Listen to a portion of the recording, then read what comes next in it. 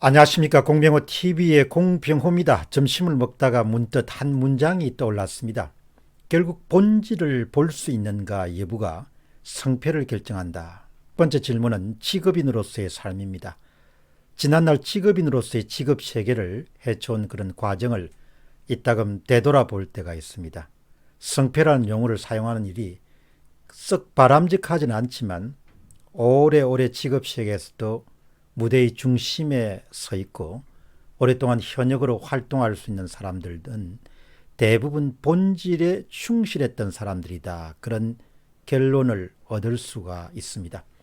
항상 자신을 발전시킬 수 있는 토대를 닦을 수 있는 것이 아닌데도 불구하고 젊은 날 귀한 시간을 본질과 크게 관련이 없는 비본질적인 활동 등에 귀한 시간을 흘려보내버리고 그리고 나면은 나중에 남는 것이 별로 없죠. 그리고 현역으로서 활동하는 시간도 짧을 수밖에 없습니다. 따라서 직업인으로서의 그런 삶을 생각할 때마다 자신이 갖고 있는 그런 귀한 시간이나 에너지를 본질적인 활동에 집중적으로 투입하는 것이 참 중요하다. 이런 생각을 이따금 하게 됩니다. 다음 질문은 업무를 할 때입니다. 우리가 일을 할 때도 마찬가지입니다. 우리가 이런저런 일을 할 때 중요한 프로젝트가 있을 때 사람들이 저마다 그 프로젝트를 맡았을 때 일을 하는 방식이 아주 차이가 납니다. 괜히 분주하게 왔다 갔다 하면서 시간을 그냥 흘려보내버리는 사람들이 있고 또 별로 중요하지 않은 일에 시간과 에너지를 쏟아붓는 사람들도 있고 또 이 사람 이야기도 들어보고 저 사람 이야기도 들어보고 그렇게 사람들의 이야기를 듣는 것은 중요하지만 사람들의 조언이나 충고에 휘둘린 나머지 이 핑계 저 핑계를 대다 시간을 그냥 놓쳐버리는 사람들도 있습니다. 이 가운데서 단연코 뛰어난 사람은 자신이 맡은 프로젝트의 핵심이나 본질을 정확하게 꿰뚫은 다음에 그것을 마감 시간에 맞추어서 집중적으로 공략해서 자신이 업무를 추진하는 시간을 줄이고 프로젝트를 깔끔하게 마무리하면서 뛰어난 성과를 만들어낸 사람들입니다.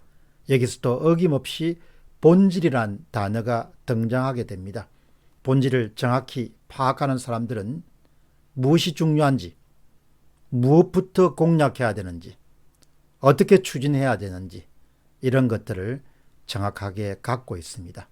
인생살이와 마찬가지로 우리가 직업인으로서 또 생활인으로서 새로운 일을 맡을 때 그것을 우리가 프로젝트라고 부르면은 그 프로젝트를 수행할 때도 본질을 정확하게 꿰뚫고 파악하는 능력이 결국 성패를 좌우한다. 이런 주장과 일맥상통함을 알 수가 있습니다. 마지막 질문은 사회생활을 하는 일입니다. 우리가 사회생활을 하면서 선거를 하는 것도 이번에 4.15 총선이란 것도 마찬가지입니다. 4.15 총선에는 중심이 있고 본질이 있고 또 격가지라는 것이 있습니다. 본질이 있다면 반드시 본질과 대조되는 비본질이 있고 중심이 있다면 항상 그 대조되는 격가지라는 것이 있고 보조라는 것이 있게 마련이죠. 모든 사람들이 4.15 총선에서 본질을 볼 수 있기를 기대할 수는 없습니다. 사람들이 워낙 다양하고 또 사람에 따라서는 본질을 볼 수 있고 보려고 노력하는 사람들이 있지만 또 어떤 사람들은 분위기에 젖을 수도 있고 선전활동에 놀아날 수도 있고 선동에 휘둘릴 수도 있고 또 자신에게 주어지는 크고 작은 이득 앞에 흔들릴 수도 있고 때로는 자신이 보고 싶은 것 외에는 일체 눈길을 주지 않으려고 하는 그런 사람들도 있게 마련입니다. 천차만별이다라는 그런 말처럼 사람들은 저마다 다를 수밖에 없죠. 그래서 대다수 사람들이 인생살이에서도 본질을 놓치는 것과 마찬가지로 4.15 총선과 같은 그런 사회적 이슈나 행사에서도 본질을 놓칠 가능성은 늘 있게 마련입니다. 4.15 총선의 본질이 무엇이라고 생각하는가? 이 질문에 대한 사람들의 답도 다를 것입니다. 제한테 누군가 당신이 생각할 때 4.15 총선의 본질은 무엇이라고 생각하는가? 이런 질문을 제가 받는다면 그들이 3년 동안 무엇을 해왔는가? 여기서 그들이란 것은 집권 세력이죠. 집권 세력이 3년 동안 뭘 해왔는가? 집권 세력이 그들로 인해서 살림살이가 지난 3년간 나아졌는가? 여기서 한 가지를 더 추가하면 그들은 지난 3년간 올바르게 일을 해왔는가? 이렇게 3년 동안 뭘 해왔는지라는 부분이 바로 본질인 것이죠. 다른 것은 제 생각에는 비본질이라고 그렇게 봅니다. 자연스럽게 이렇게 지난 3년간 무엇을 해왔는가란 그런 질문은 자연스럽게 연결되죠. 앞으로 2년 동안 어떻게 할 것으로 보는가? 지난 3년을 보면 다음 2년이 자연스럽게 추론이 될 수 있고 추측이 될 수 있고 전망이 될 수 있고 모든 게 다 나오지 않습니까? 2년만 날이 아니니까 2년 그 이후로도 어떻게 할 것인가? 자연스럽게 3년이 2년으로 연결되고 또 2년 그 이후로 자연스럽게 연결되는 것이죠.